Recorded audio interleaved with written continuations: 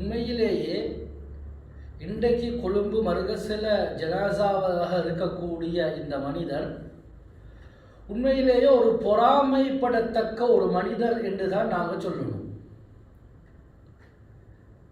என்று சொன்னால் காலையிலேயே தியாகத்தோடு எழும்பி வந்து உண்மையிலே அவர் கனவுலையும் நினைச்சிருக்க மாட்டாரு, இந்த இடத்துல எனக்கு மௌத்து வருண்டு அவர் நினைச்சே இருக்க மாட்டாரு. என்றாலும் அல்லாஹு தஆலாவுடைய ஏற்பாடு, அந்த மனிதருக்கு அல்லாஹு தஆலா ஒரு பெரிய வெகுமதியை கொடுக்கணும் என்பதற்காக வேண்டி அல்லாஹு தஆலா கண்ணியமானவர்களை இந்த அடிப்படையில் அவரை உலகத்துட்டும் அல்லாஹு தஆலா பிரிச்செடுத்திருக்கிறார். எந்த அளவுக்கு பெரிய அந்தஸ்து கூலிகள்டா சொன்னாங்க ஸல்லல்லாஹு அலைஹி வஸல்லம், ஒரு நாள் மாத ரஜுலுன் பில் மதீனதி மிம்மன் உலித பிஹா, மதீனால மௌத்தா போன ஒரு மனிதர் மதீனாலே மௌத்தா போயிட்டாரு. பிறந்த ஒருத்தர் மதீனாவிலே மௌத்தா போயிட்டாரு. ஸல்லல்லாஹு அலைஹி வஸல்லம் அவங்க சொன்னாங்க, அடக்கி போட்டு, லைத்தஹு மாத பிகைரி மௌலிதிஹி, இவர் பிறந்த இடம் இல்லாம இந்த மதீனால இல்லாம வேற ஏதாவது ஒரு இடத்துல பெய்த்து மௌத்தாக இருந்தா நல்லமே அப்படின்னு கேட்டாங்க, அப்படின்னு சொன்னாங்க. இப்ப ஒரு நபித்தோழர் கேட்டார், யா ரசூலல்லாஹ் நீங்க ஏன் அப்படி சொன்னீங்க? சொன்னாங்க ஸல்லல்லாஹு அலைஹி வஸல்லம், இதா ஹரஜர் ரஜுலு ஃபீ ஸபீலில்லாஹ், ஒரு மனிதர் அல்லாஹு தஆலாவுடைய பாதையில வெளியாகி பாடுபடுறாரு. கண்ணியமானவர்களே, அல்லாஹு தஆலாவுடைய பாதையில இந்த வார நேரத்தில் பல விதங்கள் இருக்கு, பல வகைகள் இருக்கு. வெள்ளிக்கிழமை ஜும்மாக்கு போறதும் அல்லாஹ்வுடைய பாதையில தான், பள்ளிவாசலுக்கு நடந்து வாரதும் அல்லாஹு தஆலாவுடைய பாதையில தான், ஒருத்தர் தொழிலுக்கு போறாரு அதுவும் அல்லாஹு தஆலாவுடைய பாதையில தான். அதே மாதிரி ஒருத்தர் 3 நாள் ஜமாத் போறாரு, 10 நாள் போறாரு, 40 நாள் போறாரு, 4 மாசம் போறாரு, இதுவும் அல்லாஹு தஆலாவுடைய பாதையில தான்.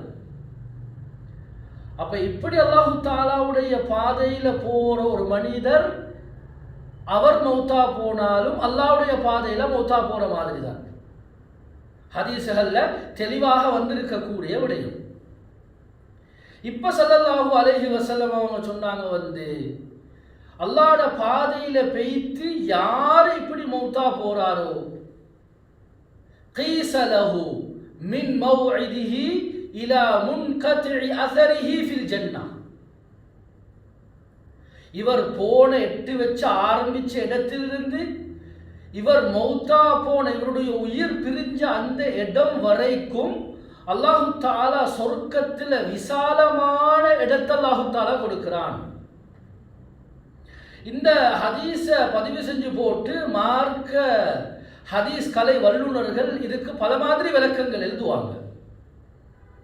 அதுல ஒரு விளக்கம் தான், எந்த அளவுக்கு அல்லாஹ் கொடுக்கிறான்டா, இவர் எந்த இடத்துல வெளியாகி முதலாவது எட்ட வச்சாரோ இவருடைய உயிர் பிரியக்கூடிய அந்த இடம் வரைக்கும் எவ்வளவு தூரமாக இருந்தாலும், அது உலகத்துல எவ்வளவு தூரமாக இருந்தாலும் அந்த அளவுக்கு அல்லாஹு தஆலா விசாலமாக சொர்க்கத்துல இடத்தை அல்லாஹு தஆலா இவருக்கு கொடுக்கிறான்.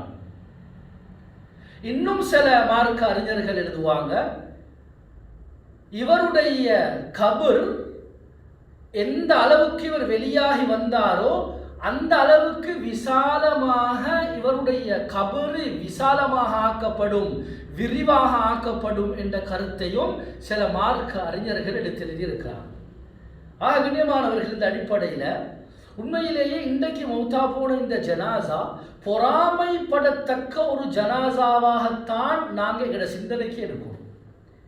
வாழ்ந்தாரு, அல்லாஹ்வுடைய பாதையில வெளியாகி வந்தாரு, ஒரு மஷூராவுக்காக வேண்டி வந்தாரு, இந்த இடத்துல இவருடைய உயிர் பிரிஞ்சிருக்குண்டா உண்மையிலேயே சில நேரத்துக்கு குடும்பங்களுக்கும் சில நேரத்துக்கு கஷ்டம்தான், உள்ளம் தாங்காதுதான்.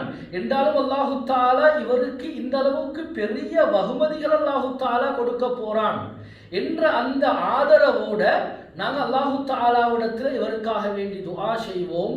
நாங்களும் நியத்து வைப்போம், நானும் வீட்டில் மௌத்தா போகக்கூடாது, நானும் அல்லாஹ்வுடைய பாதையில், அது இந்தியாவில் அது வேறு ஏதாவது ஒரு பகுதியில் உலகத்தில் ஏதாவது ஒரு நீளமான தூரமான பகுதிக்கு போய்த்து அந்த இடத்துல தான் நான் மௌத்தா போகணும் என்ற அந்த நீயத்துக்காக வேண்டி நீயத்தை வச்சு நாங்களும் அல்லாஹு தாலாவுடைய நீயத்தை வைப்போம்.